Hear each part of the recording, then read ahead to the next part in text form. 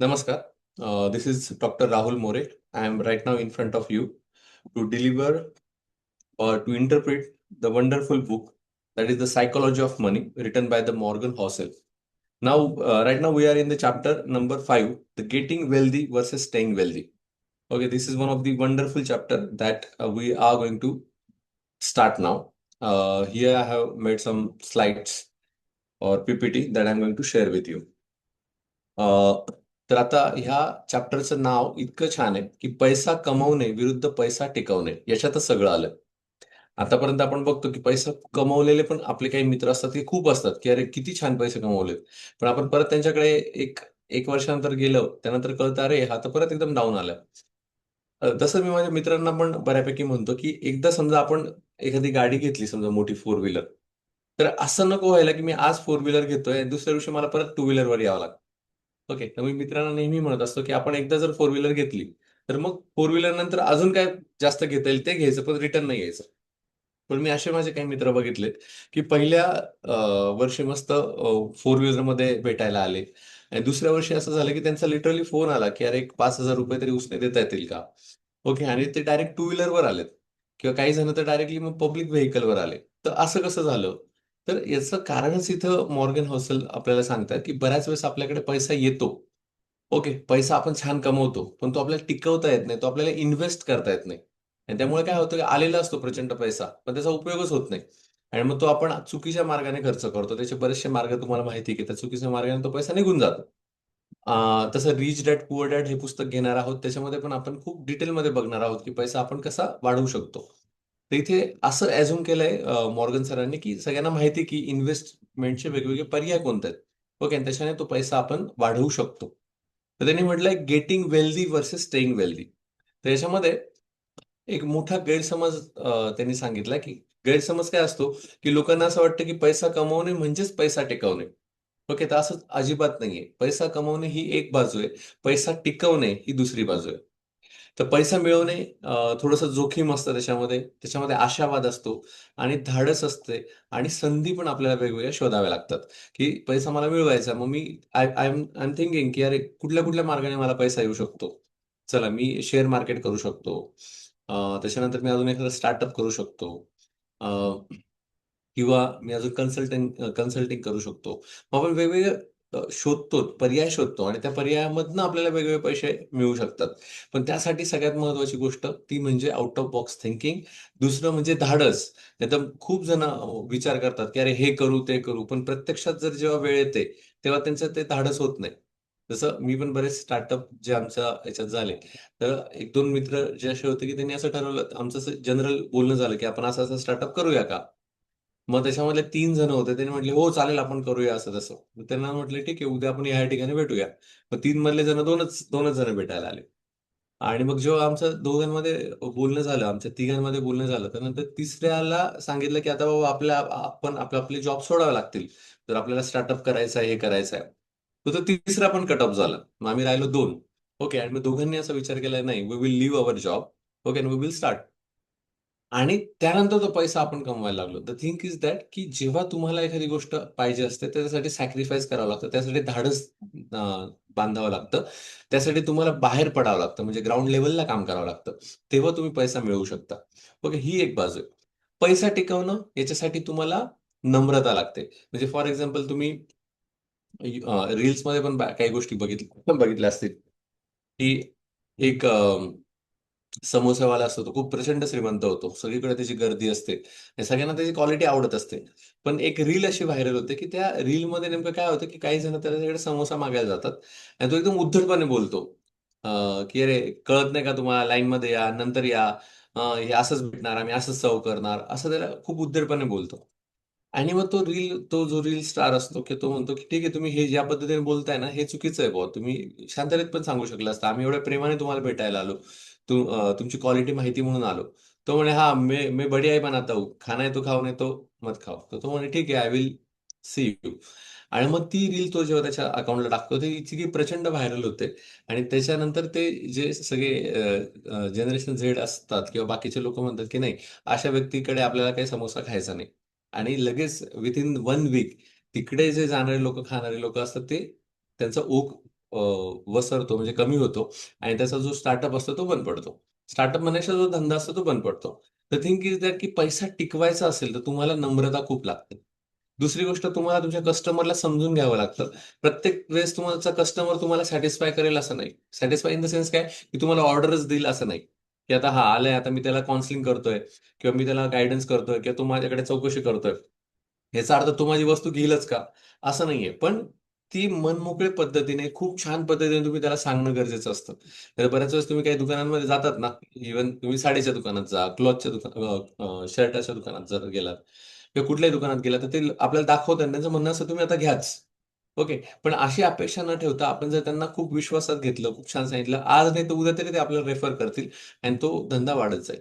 पण बऱ्याच वेळेस आपण खूप उद्धटपणे कस्टमरशी बोलतो आणि त्यामुळे बऱ्याच वेळेस प्रचंड जे कमवलेलं असतं ते सुद्धा आपल्याला गमवावं लागतं. तर असे सुद्धा हं, उदाहरणं झालेली आहेत. तिसरी गोष्ट, पैसा टिकवण्यासाठी थोडी भीती आणि सावधानपणा हा दोन्ही तुम्हाला बाळगावा लागतो. मग तुम्ही मला भीती म्हणजे घाबरायचं का? तर भीती इन द सेन्स की आता तुम्ही जेवढा प्रचंड पैसा कमवलाय, तर ती एक भीती सुद्धा मनामध्ये आपली असते, की अरे आता हा कमवलाय. ओके, पण हा टिकवायचा कसा? याच्यामध्ये कधी-कधी चोऱ्या होऊ शकतात. कधी-कधी डिमॉनिटायझेशन आहे ते होऊ शकतं किंवा कधी-कधी असं की आता एवढा सगळा आपण पैसा कमवतो आहोत. ओके. तर मग हा असाच फ्लोमध्ये मला मिळेल का नाही? नाहीतर मी आज एक समजा एखादी Mercedes घ्यायचो आणि मग सगळा पैसा तिथे करायचो आणि दुसऱ्या दिवशी माझा जर स्टार्टअप बंद झाला तर? ओके, म्हणजे एक ती भीती सुद्धा तुमच्या मनामध्ये असते. त्याच पद्धतीने ज्याला पैसा टिकवायचा तो एक सावध असतो. म्हणजे फॉर एक्झाम्पल तुम्ही एक सर्टन अमाउंट कमवताय आणि तुम्ही शेअर मार्केटमध्ये इन्व्हेस्ट करतायत किंवा कुठेतरी गुंतवणूक करताय. तर तुम्हाला न्यूज पण बघाव्या लागतात, की अरे बाहेर काय चाललंय? ओके. किंवा असं काही होऊ शकतं की जर सोन्यामध्ये काही गुंतवत असतील, तर सोन्याचे भाव वाढणार आहेत का कमी होणार आहेत? म्हणजे सावधपणा in the sense you need to be alert. Okay. While investing your money or while keeping your money for a long time. तर हा पैसा टिकवण्यासाठी हे फॅक्टर्स खूप महत्वाचे असतात. त्याचबरोबर काटकसर आणि शिस्त. ओके. काही जणांना बघतो आपण म्हणतो, "अरे, तू खूप पैसा कमवायला लागला, तुझी लाईफस्टाईलच खूप चेंज झाली." लाईफस्टाईल चेंज होणं इथपर्यंत ठीक आहे. पण तुमच्या जर आवडीच चेंज झाल्या, फॉर एक्झाम्पल की तुम्ही आधी सिगारेट पीत नव्हता. आता तुम्हाला महिन्याला तुम्ही 1-2 लाख रुपये कमवता आणि तुम्हाला सिगारेटची आवड सुरू झाली. तुम्ही दारू प्यायला लागलात. That's good, not good thing. Okay. तर मग इथे कधी-कधी काय होतं, की तुमची शिस्त, ज्या शिस्तीने तुम्ही तुमचा स्टार्टअप सुरू केला होता, ज्या शिस्तीने तुम्ही तुमची नोकरी सुरू केली होती, ज्या शिस्तीने तुम्ही या सगळ्या गोष्टी करून तुमच्याकडे प्रचंड पैसा यायला लागला होता, ती शिस्तच तुम्ही ठेवली नाही. ओके. तुमचा तुमचा उद्देशच तुम्ही तो पाळत नाही आहात. जसं I I want to start certain business to serve people. If I am saying a serve people आणि मी लोकांना सर्व्ह करत नाहीये. ओके. आणि मीच उठतोय 10 वाजता, 11 वाजता आणि मीच माझं जे काही समजा स्टार्टअप असेल तेच मी 11 वाजता सुरू करतोय. चालेल का? नाही. द थिंग इज दॅट त्यासाठी तुम्हाला शिस्त पण ठेवावी लागते, काटकसर पण ठेवावी लागते. काटकसरचा भाग असा नाहीये की तुम्ही कमी वापरणं. काटकसर असा की जी योग्य ठिकाणी लागेल तेवढंच तुम्ही वापरणं, की आहे म्हणून चल जाऊ दे एकाच्या ठिकाणी 2 ठेवू. तर असं करून चालणार नाही. तर पैसे टिकवणं तेवढंच अवघड आहे. पैसा मिळवणं सुद्धा अवघड आहे. पण एक वेळेस तुम्ही पैसा मिळवू शकतात. असं म्हटलं जातं, एक वेळेस यश मिळवणं सोपं आहे. पण यश टिकवणं हे खूप अवघड आहे आणि यश टिकवायला तुम्हाला संस्काराचं कोंदण लागतं, असं म्हटलं जातं. मग संस्कार कुठले? तर इथं फायनान्शियल संस्कार मी म्हणेल. जसं आपल्या जनरल नॉलेजमध्ये संस्कार आपण ते बरोबरच आहे. ओके. पण इथे संस्कार म्हणजे तुम्हाला फायनान्शियल लिटरसी असणं गरजेचं आहे. त्यामुळे फायनान्शियल लिटरसी तुमच्या जिथून तुम्हाला मिळेल ती नक्की तुम्ही समजून घेणं आणि त्यातलंच हे बुक आहे द सायकॉलॉजी ऑफ मनी. ते फायनान्शियली लिटरेटच करतात आपल्याला. आता एक कथा त्यांनी सांगितली आहे. जेसी लिव्हरमोर नावाची कथा आहे. म्हणजे लिव्हरमोर सरनेम आहे जेसी. आता हा जेसी आहे ना, हा प्रचंड हुशार माणूस होता आणि हा जर बघितलं तुम्ही 1877 साली त्याचा जन्म झाला होता आणि वयाच्या 30व्या वर्षी आजच्या किमतीत जवळ-जवळ $10 कोटी इतकी संपत्ती होती. बरं का. आणि जेव्हा त्याची एवढी करोडो संपत्ती होती आणि सगळं घरी खूप छान होतं आणि तेवढ्यात तो म्हणजे शेअर मार्केटमध्ये तो गुंतवणूक करायचा आणि सगळं त्याचं खूप छान नाव होतं. कोणालाही गुंतवणूक करायची असेल तर त्याचे ते सगळेजण थोडा सल्लामसलत करायचे आणि त्याचा गाईडन्स घ्यायचे. पण 1929 साली असं झालं, की रिसेशन आलं. रिसेशन आल्यामुळे काय झालं, की एका दिवसामध्ये सगळं मार्केट कोसळलं. ओके. आणि ते कोसळल्यानंतर तेवढंच एक न्यूज आली बाहेर आणि त्या न्यूजमध्ये असं सांगितलं, की हा जेसी जो आहे, याने सुसाईड केलंय. ओके. असं सगळीकडे न्यूज पसरली आणि म्हणे, की आता तो काही खरं नाहीये आणि तो तो त्याचा सगळा डब घ्यायला आला आणि त्यामुळे त्याने सुसाईड केलं. आणि त्याची बायको रडायला लागली, घरचे रडायला लागले आणि नेमका दारात उभा. त्याची बायको शॉकमध्ये, की अरे मी न्यूज जे काय आलंय माझ्यापर्यंत, 1929 ची गोष्ट, की माझ्यापर्यंत न्यूज आलंय की तुम्ही गेलात बा सोडून आणि तुम्ही सगळं हारलात बा तुमच्या याच्यामध्ये, शेअर मार्केटमध्ये. तर तो म्हणे, "नाही, नाही, नाही, मी काही हरलो नाही," म्हणे. "मला हे आधीच कळलं होतं की असं-असं पडू शकतं. त्यामुळे instead of call I take a put." म्हणजे मी शॉर्ट केली पोझिशन आणि शॉर्ट केल्यामुळे काय झालं, त्याने एका दिवसातच जवळ-जवळ 3 अब्ज डॉलर्स कमवले. मग ती पोझिशन शॉर्ट केली. जे शेअर मार्केट ज्यांना माहिती त्यांना कळेल काय केलंय. म्हणजे मी अप साइडच्या ऐवजी डाउन साइडला गुंतवणूक केली. त्याच्यामुळे मला त्याचा फायदा झाला. म्हणजे I I take a put call. Okay. तर मग त्याच्यामुळे मी खूप श्रीमंत झालो आणि तो खरंच एका दिवसामध्ये जवळ खूप श्रीमंत झाला. तर मग त्याचा खूप अभिमान झाला. घरचे खुश झाले आणि त्या एका दिवसात त्याने जवळ आजच्या मितीला 3 अब्ज डॉलर्सहून जास्त कमावले. तर ही त्याची गोष्ट झाली. बरं इथपर्यंत ठीक आहे, एवढे त्याने कमवले. ओके. पण पुढे काय झालं ते बघा. पण काही वर्षाने नियतीने फेरा फिरवला. नियतीने म्हणजे म्हणण्यापेक्षा, की तो थोडा ओव्हर कॉन्फिडंट झाला. त्याला असं वाटलं, "यार, हे सगळे लोक रडत असताना मी बरोबर पोझिशन शॉर्ट केली आणि मला एवढे करोड रुपये मी कमवले. I am the best." असा त्याला थोडासा गर्व झाला आणि तो एकदम एक्साइटेड झाला. अति आत्मविश्वासाने आणखी मोठी जोखीम त्याने घेतली. मग त्याला कळलं, अरे मी हुशारच आहे आणि मग मी आता जास्त रिस्क घेऊ शकतो. मग त्याने अजून रिस्क घ्यायला सुरुवात केली. ओके. आणि मग नंतर काय झालं, कर्जाचा डोंगर वाढत गेला. मग त्यामुळे माझी जी कॅपॅसिटी त्यापेक्षा मी जास्त गुंतवायला लागलो. कारण मला माहिती आहे, की अरे हे मी आता एवढ्या रिसेशनमध्ये एवढे पैसे कमवले, तर आता पण मी कमवू शकेल. असा ओव्हर कॉन्फिडन्स झाला आणि 1933 साली म्हणजे 1929 साली त्यांनी एवढे 3 अब्ज कमवलेले होते.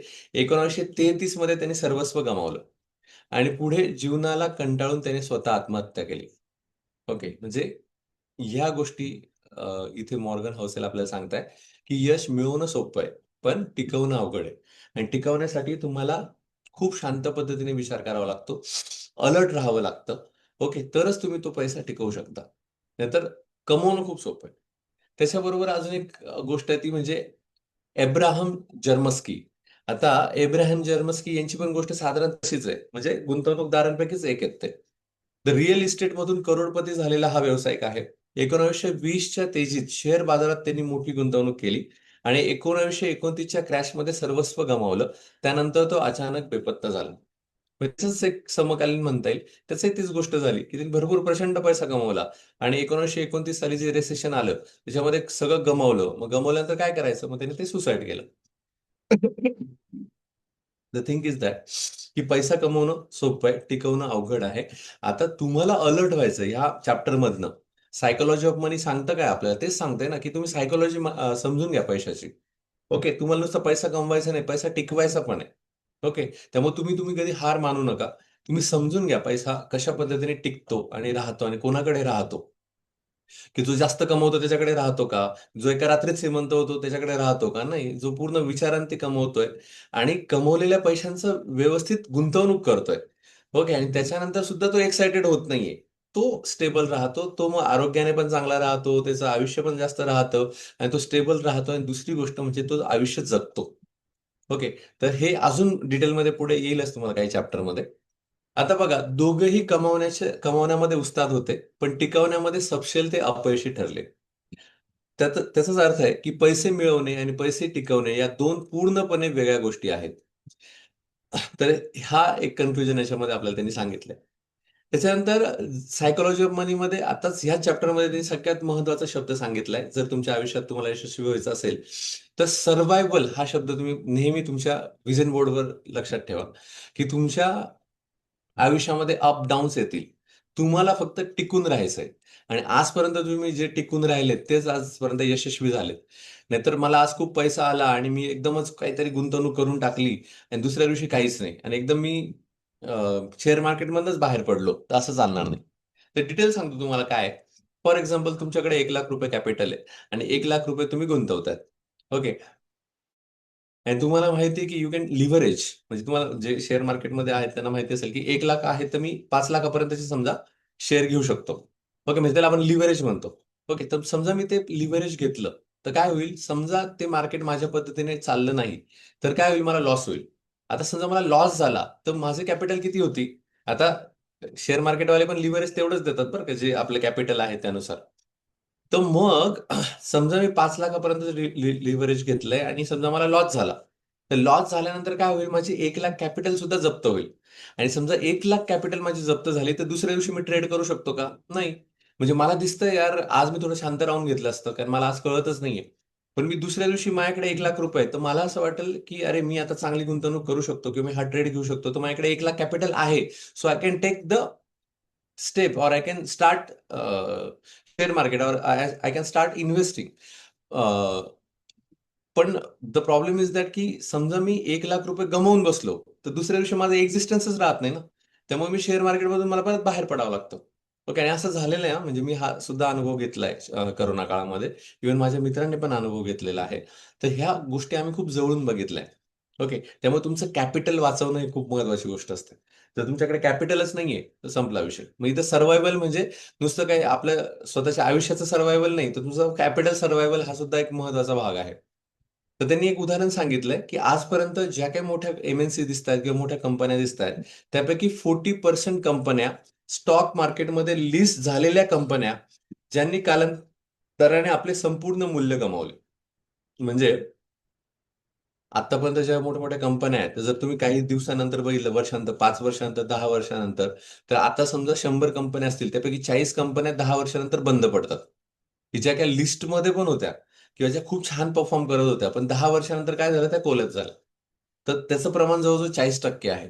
त्यानंतर 20% प्रमाण असं सांगितलंय त्यांनी, की फोर्ब्सच्या 400 यादीमध्ये होत्या. म्हणजे टॉप 400 मध्ये होत्या. आणि त्यापैकी 20% कंपन्या, म्हणजे आता असं धरूया की आपण समजा 100 कंपन्या ज्या टॉपमध्ये आहेत, त्यापैकी 20 कंपन्या ह्या टॉपमध्ये नसतात आफ्टर 10 इयर्स. याचा अर्थ काय, की ज्या श्रीमंतीपर्यंत गाठलेल्या आहेत, त्यानंतर कालांतराने ते कंगालपती होतात किंवा बँकरप्ट होतात. ओके, याचा अर्थ ते यश टिकवू शकत नाही. ओके, मग हे यश टिकवणं खूप महत्वाचं आहे. ते you need to inculcate, or you need to understand very well in your mind. कारण ते आपल्याला पुढे आपल्याला वापरायचं आहे. कारण आता तुम्ही एक एक पैसा सुद्धा तुमचा तो महत्वाचा आहे. तो तुमचा चांगल्या सत्कारणी लागला पाहिजे. तो इन्व्हेस्ट झाला पाहिजे. त्याचा वापर झाला पाहिजे. ना की मी आज भरपूर कमवलं, मात्र उद्या माझ्याकडे काहीच नाही. असं नको व्हायला. पैसे मिळवणे आणि पैसे टिकवणे या दोन वेगवेगळ्या कला आहेत. फक्त पॅरानॉइड माणसंच टिकतात. आता बघा, पॅरानॉइडचा अर्थ समजून घ्या बरं का. आता तुम्ही निगेटिव्हली अर्थ घेऊ नका पॅरानॉइडचा. पॅरानॉइडचा अर्थ त्यांनी असं सांगितलाय, की paranoid is nothing but always worried about something bad is happening. म्हणजे काय, की जे लोक कॉन्स्टंटली वरीमध्ये असतात, ओके, तेच फक्त टिकतात. आता तुम्ही म्हणाल सर, वरीमध्ये असतात म्हणजे मग चिंता करत बसायची का, किंवा नेहमी घाबरण्याच्या गोष्टीमध्ये राहायचं का? तर इथं मी थोडा असा वेगळा अर्थ घेतोय. पॅरानॉइड म्हणजे the person who is constantly alert about the environment, और whatever the things happening in our surrounding. समजा मी इथे आहे, ते आता मी तुमच्याशी बोलतोय, तरी मला माझ्या कानाकडे आहेत, की अरे हा, कोणी समजा टकटक करतंय का, किंवा कोणी बघतंय का, किंवा पाऊस येणार आहे का, किंवा whatever the things are going here. तर माझं लक्ष आहे. ओके, की असं नाही आता सेशन चाललंय, आता मी मस्त बोलतोय, बाकी काहीच लक्ष नाही, असं नाही. त्याच पद्धतीने तुम्ही तुमचा जो पैसा कमवताय, जो गुंतवणूक तुम्ही केलेली आहे, तर यू शुड बी अ पॅरानॉइड. पॅरानॉइड म्हणजे काय, यू शुड बी अलर्ट, की अरे एखादी न्यूज येते का, किंवा मला एखादी स्टेप बॅक घ्यायची आहे का, किंवा मला अजून गुंतवणूक वाढवायची आहे का, किंवा मी एक्सेस काहीतरी गोष्टी करतोय का, किंवा मी खरंच लिव्हरेज घेतोय का. You should be aware what I am doing. आणि यासाठी तुम्हाला कॉन्स्टंटली ठेवायचं आहे. ओके, इथे त्यांनी असं म्हटलं नाही की तुम्ही गुंतवणूक काढून घ्यायची. त्यांनी तर कंपाऊंडिंग मध्ये सांगितलं आपल्याला लॉंग टर्म करायचं आहे ते. पण पॅरानॉइड याचा अर्थ असा आहे की तुम्ही अजून अलर्ट राहिले, तर तुम्हालाही कळतं की तुम्ही वेगळ्या बरोबर प्रॉपर दिशेने चालले आहात का.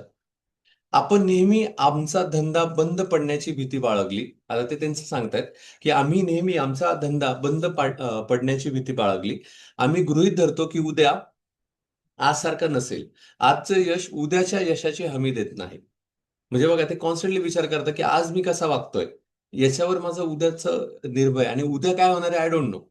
ओके. त्यामुळे मी असं ठरवतो, की उद्या समजा एखादी माझा धंदा बंद पडला तर? मग मी आज काय करेल? ओके, धंदा धंदा बंद पडला in the sense cash flow बंद पडला. मग आत्ताची संपत्ती मी ती कशी इन्व्हेस्ट केली पाहिजे? इथे लगेच त्याच्या प्रश्नाचं उत्तर सुरू होतं. ओके, की आता माझा कॅश फ्लो समजा मला येतोय. ओके. आणि हा कॅश फ्लो समजा उद्या बंद पडला, तर मी आज काय करणार आहे? तर याचं पण तरतूद आपण करायला सुरुवात करतो, आणि वी आर लाइक अ पॅरानॉइड. आपण विचार करतो, की वाईट झालं तर? ओके. म्हणजे द सिक्रेटमध्ये याच्या अगेन सांगितलं, you should not think negative. Okay, पण इथे मी अलर्ट राहणं असं याचा लिंक करेल. सेकोइया कॅपिटल 4 दशकांपासून यशस्वी आहे, कारण फक्त रिटर्न्स नाही तर निरंतर सावधपणा आणि भीती. म्हणजे सेकोइया कॅपिटल नावाची जी काही कंपनी आहे ती जवळजवळ 36 वर्ष झाले आजही छान पद्धतीने कार्य करते, कारण ती मार्केट विषयी अलर्ट आहे आणि ती म्हणजे त्यांनी भीती सांगितली. भीती इन द सेन्स त्यांना माहिती आहे की आज मी समजा अपडेट नाही झालो तर उद्या मला कोणीतरी टेक ओव्हर करेल. ओके, त्यामुळे ती भीती आहे, म्हणजे ही पॉझिटिव्ह भीती आहे की मला अपडेट राहणं गरजेचं आहे. जे आयटी क्षेत्रात आहे त्यांनाही माहिती आहे की आज जर तुम्ही एखादी लँग्वेज शिकली तर 5 वर्षानंतर तुम्हाला दुसरी लँग्वेज शिकावी लागते. ओके, मग ज्यांनी आयटी क्षेत्र निवडले त्यांना माहिती आहे की मला आज अपडेट व्हायचंच आहे. ओके, त्याच्यामुळे ती एक भीती की अजून काही एखादी नवीन लँग्वेज आली का, नवीन एआय आलंय का, क्लाउड आलंय का, मला आज लगेच अपडेट करायचं आहे, मी शिकण्यासाठी तत्पर आहे. तर ती भीती आहे की मी मागे पडलो तर त्यापेक्षा मी शिकून घेईल. ओके, तर ही भीती आपल्या सगळ्यांच्या मनामध्ये असावी. त्याने आपण जास्त अलर्ट राहतो आणि आपली संपत्ती टिकवायला आपल्याला त्याची मदत होते. कंपाऊंडिंगसाठी वेळ हवा. आता हे बघा, समजा तुम्ही गवत जर पेरलं, ओके, तर तुम्हाला माहिती आहे एका पावसाच्या सरीमध्ये गवत लगेच येतं. ओके, आणि उन्हाळा लागला की लगेच एका पहिल्या उन्हामध्ये ते जळून पण जातं. तर तुम्हाला तुम्हाला लावायचं काय? तुम्हाला गवत पेरायचंय, का आंब्याचं झाड लावायचंय, का अक्रोडाचं झाड लावायचंय? आता इथे त्यांनी याचं झाड दिलंय, ओक या ट्रीचं झाड दिलंय, पण मी अक्रोडचं झाडचं एक्झाम्पल घेतोय, कारण अक्रोडच्या झाडाला जे फळं येतात, अक्रोड येतं, ते 75 वर्षानंतर येतं. म्हणजे एखादं झाड तुम्ही आत्ता लावायचंय, त्याची फळं तुमचे नातवंड खातील. ओके. पण द थिंग इज दॅट की तुम्ही लावताय, तुमच्यासाठी पण कोणीतरी लावलेलं आहे किंवा लावणार आहे. द थिंग इज दॅट की तुम्ही अक्रोडचं झाड लावलं तर तुम्हाला 75 वर्ष पेशन्स ठेवायचा आहे. आणि 75 वर्षानंतर फळं येणार आहे. तसं आंब्याचं झाड लावलं तर आता कलम वगैरे येतात. पण आंब्याचं झाड लावलं तर तुम्हाला 5 वर्ष ते 10 वर्ष पेशन्स पेशन्स ठेवायचा आहे. त्यानंतर तुम्हाला आंबे खायला भेटणार आहे. पण काही जणांनी काय केलं की आंब्याचं झाड लावलं, अरे पुढच्या वर्षी अजून काही आंबा नाही आला बाबा. परत दुसऱ्या वर्षी अरे अजून नाही आला, चल तोडून टाक. म्हणजे त्या तिसऱ्या वर्षी पुढच्या वर्षीच आंबे येणार होते, पण तुम्ही पहिल्याच वर्षी ते काय केलं, तोडून टाकलं. तर तुम्हाला फळं मिळणार नाही. तसंच कंपाऊंडिंगचं आहे. तुम्ही आज पेरताय, उद्या पेरताय, लगेच तुम्हाला फळं नाही मिळणार. पण तुम्ही काही काळ थांबलात की त्यानंतर तुम्हाला त्याची फळं मिळायला लागतील. ओके, त्यामुळे तो पेशन्स तुमच्याकडे असला पाहिजे आणि कंपाऊंडिंग याच्यासाठी तुम्हाला वेळ देणं खूप आवश्यक आहे. वॉरेन बफेटने काय केलं नाही, याचं उत्तर ते सांगताय. काय केलं नाही लक्षात घ्या. वॉरेन बफेट तुम्ही सोपं नाहीये. आपल्याकडे आपण बघतोय युद्ध सुरू झालं. आपल्याला माहिती आहे आता सगळे स्टॉक, इव्हन मी सुद्धा तेच केलं होतं. जेव्हा मला कळलं इराण आणि अमेरिका युद्ध सुरू झालंय, तर काही महत्त्वाचे जे इन्व्हेस्टमेंट होते त्या गोष्टी मी लगेच विथड्रॉ केल्या आणि करायला पण लावल्या. की बाबा आता तुम्हाला जर फंडची गरज आहे, तर तुम्ही आताच विथड्रॉ करा. कारण हे युद्ध किती वेळ चालेल माहीत नाही. तोपर्यंत मार्केट डाऊन राहील. पण वॉरेन बफेटने ते केलं नाही. त्यांनी काय सांगितलंय, त्यांनी जास्त कर्ज घेतलं नाही किंवा त्यांनी लिव्हरेजही घेतलं नाही, की आता मला माहिती आहे की इन्व्हेस्ट कसं करायचं. चल रे मला पैसे दे. बरेच जण करतात ना. इव्हन आमचे कलिग आहेत, ते आता माझे फार छान छान मित्र नाहीयेत. कारण की ह्याच गोष्टी त्यांच्यामध्ये होत्या, की त्यांनी लिव्हरेज केलं होतं. बरेच पैसे घेतले होते, की त्यांनी सांगितलं, की "सर तुम्ही हे द्या, मी तुम्हाला याचे म्हणजे छान पद्धतीने रिटर्न्स करून देऊ शकतो." ओके. आणि त्यांनी ते उसने पैसे घेतले, की आता चला बुवा आता मी करून देतो. पण ते सबशील ते फेल ठरले. द थिंग इज दॅट की रिलेशन तर खराब झाले, पण त्यांचं स्वतःचं पण जे अस्तित्व आहे ते पूर्ण काय झालं, डबघाईला आलं आणि खूप वाईट कंडिशन त्यांची झाली. त्यामुळे दुसऱ्यांकडनं कर्ज करून वॉरेन बफेटने कधीच इन्व्हेस्टमेंट केलं नाही. त्यांची जेवढी ऐपत होती, जेवढे त्यांच्याकडे पैसे होते तेवढेच त्यांनी वापरले. आपली व्यावसायिक प्रतिष्ठा डागाळू दिली नाही. व्यावसायिक प्रतिष्ठा म्हणजे काय, की आज मी इन्व्हेस्ट करतोय, उद्या पण मी इन्व्हेस्ट करणार आहे आणि छान पद्धतीने इथिकली मिनिमम रिस्कमध्ये मी हे सगळं करतोय. तर उद्या तुम्ही पण याल आणि त्याच्यामध्ये गुंतवणूक करायला तयार व्हाल. ओके. पण मीच जर असा खूप वेगळ्या पद्धतीने वागत असेल, तर पुढचा पण माझ्यावर विश्वास ठेवायला, माझ्याबरोबर इन्व्हेस्ट करायला घाबरू शकतो. दुसऱ्याच्या पैशावर अवलंबून राहिला नाही. मग तेच आहे, लिव्हरेज तुम्ही करायचं नाहीये. 14 मोठ्या आर्थिक संकटात घाबरून शेअर विकले नाही. म्हणजे जवळ-जवळ 14 वेळेस लक्षात घ्या. 14 वेळेस वॉरेन बफेट यांच्या म्हणजे 75 वर्षामध्ये त्यांच्या 14 वेळेस रिसेशन आले. पण त्या रिसेशनमध्ये कधीच त्यांनी त्यांचे शेअर विकून टाकलेले नाहीत. एका स्ट्रॅटेजी किंवा ट्रेंडला घट्ट चिकटून ते राहिले नाही. जसं त्यांनी असं म्हटलं नाही, की मी ह्या स्ट्रॅटेजीने कट शॉर्ट करेल, ह्या स्ट्रॅटेजीने मी घेईल नाही. जर तुम्ही वॉरेन बफेटचं मी कालही सांगितलं, ते दिवसाला 500 पेजेस वाचत होते. म्हणजे बघा सगळ्या प्रकारचे वृत्तपत्र, न्यूजपेपर त्यांच्याकडे यायचे. ते सकाळी ओके, त्यांनी सांगितलं की ते जवळजवळ 8 ते 12 तास पेपर वाचायचे. ओके, आणि त्यानंतर ते ठरवायचे की आता मला कशामध्ये गुंतवणूक करायची. म्हणजे आणि त्यामुळे ते स्ट्रॅटेजी पण ते नवीन शिकायचे, समजून घ्यायचे, की असं नाही की मी ह्याच पद्धतीने करेल. एकदा माझा ट्रेड फिक्स झाला, ओके, आणि मी त्याच पद्धतीने इन्व्हेस्ट करेल असं त्यांनी कधीच म्हटलं नाही. ते अपडेट होत राहिले. थकून गुंतवणूक सोडली नाही किंवा त्यांनी निवृत्ती पण घेतली नाही. आज वयाच्या 92-93 वर्षी सुद्धा त्यांनी इन्व्हेस्टमेंट सोडली नाही. ते सुद्धा त्यांनी कंटिन्यू ते ठेवलं. आणि आता तुम्हाला माहिती आहे त्यांनी त्यांचा बराचसा फंड आता एका सोशल कॉज म्हणजे एनजीओला त्यांनी दान केलं आहे. ते टिकले म्हणून त्यांची संपत्ती दशकानुदशक कंपाऊंडिंग होत राहिली. ओके. तर अशीच एक पुढची गोष्ट त्यांनी सांगितली रिक गुएरिनची. रिक गोएरिन यांचं पण आहे ना, रिक गोएरिन म्हणजे हे खरं मित्रच होते. कोणाचे? वॉरेन बफे, चार्ली मंगर आणि सॉरी रिक असे 3 मित्र होते. ओके. त्याच्यापैकी वॉरेन आणि चार्ली हे असे होते की हे पेशन्स होते. त्या पेशन्स म्हणजे त्यांना काही घाई नव्हती. ते इन्व्हेस्टरच होते. पण रिक यांना आहे ना घाई होती. त्यांना पटकन पैसे वाढवायचे होते.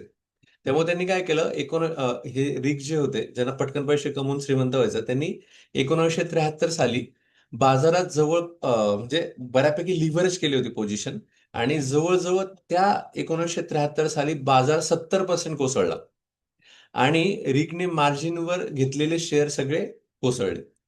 आणि तो इतका बँकरप्ट झाला, की त्यातनं त्याला ते काढता पाय घ्यावा लागला आणि आजही तुम्ही बघितलं त्यांचं काही कुठे अस्तित्व नाहीये. तर मग ही प्रत्यक्ष झालेली घटना आहे. ओके. बफे आणि मंगर टिकले कारण त्यांना टिकण्याची कला अवगत होती. म्हणजे आता हे दोघं इन्व्हेस्टर होते, पण ते टिकले पण. की खूप जास्त मिळतंय मग मी लगेच समजा मला एखादा प्रॉफिट झाला 5,000चा. ओके. तर मी त्या दिवशी थांबायला पाहिजे ना, की अरे ठीक आहे मला 5,000 मिळाले, I am happy for that. किंवा गुंतवतानाच असा विचार करायचा, की मला 2% किंवा 5% मिळाले तर मी बाहेर पडेल. पण आपण काय करतो, आपल्याला 5% आपण ठरवलेलं असतं, की आपलं समजा 5% मला मिळालं पाहिजे. 5% जास्तच सांगतो मी. पण 5% मिळालं पाहिजे. पण जेव्हा ते 5% ला हिट होतं, त्यानंतर आपण थांबतो. आपण म्हणतो, "अरे, आता वाढतच आहे. चला अजून एक 10% थांबूया." नंतर मग आपण म्हणतो, "अरे, अजून वाढतंय. चला 15% थांबूया." आणि नंतर मग असं होतं, की एकदमच ते 0 येऊन जातं. आणि मग आपण म्हणतो, "अरे, 5% लाच काढलं असतं तर बरं झालं असतं." ओके. तर तो लोभ त्यांनी ठेवला नाही. कोणी? वॉरेन बफेट आणि मंगर यांनी ठेवलं आणि त्यांनी ठरवलं होतं, की मला 2% मिळालं मी बाहेर पडेल किंवा मी असं गुंतवेल, की मला एवढं-एवढं मिळाल्यानंतर मी काढेल. ओके. तसं रिक यांचं काही नव्हतं. ते लोभाला बळी पडले आणि खूप पोझिशन्स लिव्हरेज केले आणि सडनली तो जो मार्केट कोलॅप्स झाला, की त्याच्यामध्ये ते सर्वस्व गमावून बसले. तर मग टिकायचं कसं? किंवा आपल्याला टिकवायचं असेल तर काय करायचं? तर पहिली गोष्ट आर्थिकदृष्ट्या अभेद्य बना. आर्थिकदृष्ट्या अभेद्य बना याचा अर्थ शॉर्टमध्ये असा आहे, की तुमच्याकडे जेवढे पैसे आहेत तेवढेच तुम्ही त्याचीच रिस्क घ्या. त्याच्यामध्ये पण रिस्क घेताना असं करायचं, की तो एक फंड आहे. समजा तुमच्याकडे ₹100 ओके. त्यापैकी तुम्हाला माहिती आहे तुम्हाला जगण्यासाठी ₹80 लागणारच आहे. ओके. त्याच्यामधले मग ₹20 मध्ये ₹10 ची तुम्ही रिस्क घेऊ शकता, की अरे हे ₹10 मी हारलो तरी चालेल. किंवा मी असंही आता टाईमपासच करणार होतो, गावालाच जाणार होतो, मूव्हीज बघणार होतो. त्याच्यामुळे हे ₹10 मला माहिती मी रिस्क लावू शकतो. मग तेवढंच तुम्ही फक्त तिथे लावा. नाहीतर तुम्ही म्हणाल, की आता मी 70% लावतो आणि 30% फक्त स्वतःसाठी ठेवतो. तर तसं करू नका. रोख रक्कम ठेवल्याने तेजीच्या बाजारात कमी परतावा वाटतो, खरं आहे. पण ती रोख रक्कम तुम्हाला घसरत्या बाजारात घाबरून शेअर विकण्यापासून वाचवते. इथे रोख रक्कम म्हणजे माझ्याकडे किती पैसा आहे, तो फक्त तुम्ही कन्सिडर केला पाहिजे, ना की मी लिव्हरेज किती करू शकतो. दुसरं योजना फसण्यासाठीच योजना करा. म्हणजे you need to think that की मी जो प्लॅन केलाय तो फसू शकतो. आणि तो फसल्यानंतर मी काय करेल त्याची पण योजना आखून ठेवा. ओके. मग एकतर ठीक आहे बाबा मला माहिती मी शिकण्यासाठी लावलं होतं. म्हणजे अक्कल खातीर लावलं होतं. हारलो तर हारलो मला काही गम न पस्ताव. ओके. असं करून तुम्ही तरी लावा किंवा तुम्ही योजना करून ठेवा. मी त्याच्यामध्ये समजा झालं तर अजून काय करता येईल? समजा मी फसलो त्या गोष्टीमध्ये तर काय करता येईल? कोणतीही योजना प्रत्यक्ष आयुष्याशी 100% जुळत नाही. बाजार 8% परतावा देईलच असं गृहीत धरून योजना करू नका.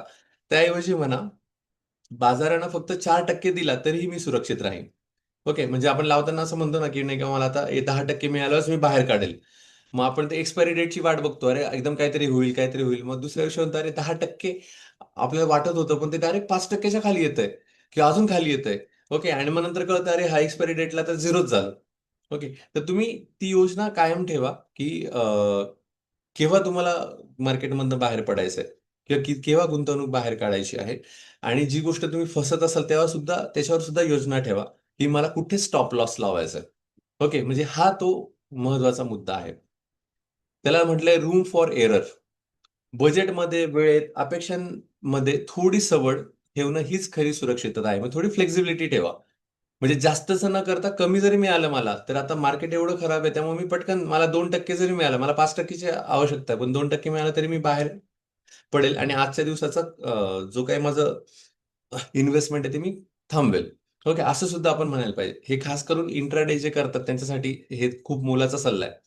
पण जे लॉंग टर्म करतात त्यांनी पण हे खूप लक्षात ठेवणं गरजेचं आहे, की फार स्ट्रेस करणं गरजेचं नाही किंवा स्ट्रेच करणं पण जास्त गरजेचं नाहीये. तर त्यात तुम्ही थोडं तारतम्याने करू शकतात. फार लोभाला तुम्हाला बळी पडायचं नाही. शेवटचा मुद्दा आहे, वॉरबेल्ड व्यक्तिमत्व ठेवा. वॉरबेल्ड म्हणजे त्यांनी सांगितलंय, की तुम्ही दीर्घ काळासाठी आशावादी राहा, अल्प काळासाठी सावध राहा. दोन्ही एकाच वेळी. मग दीर्घ काळासाठी काय? मला माहिती आहे, जर तुम्ही ग्राफ बघितलाय, पुस्तकामध्ये दिलाय, अमेरिकेचा ग्राफ दिलाय, त्याच्यामध्ये सांगताय, की जीडीपी असो किंवा निफ्टी 50 असो किंवा सेन्सेक्स असो, हे वाढतच जाणार आहे ना. तर मला माहिती लॉंग टर्म, मला माहिती ते वाढणारच आहे. ओके. पण शॉर्ट टर्म मला माहिती ना, की मला सावध राहायचंय, की आता खाली पडणार आहे, परत वाढणार आहे, पडणार आहे खाली. ते एक म्हणजे वाढणारच आहे. ओके. पण आत्ता ह्या प्रेझेंटली ते कमी होऊ शकतं, वाढू शकतं, कमी होऊ शकतं. यासाठी मला आता सावधगिरी बाळगायची. हे दोन्ही गोष्टी एकाच वेळी तुम्हाला लक्षात ठेवायच्या.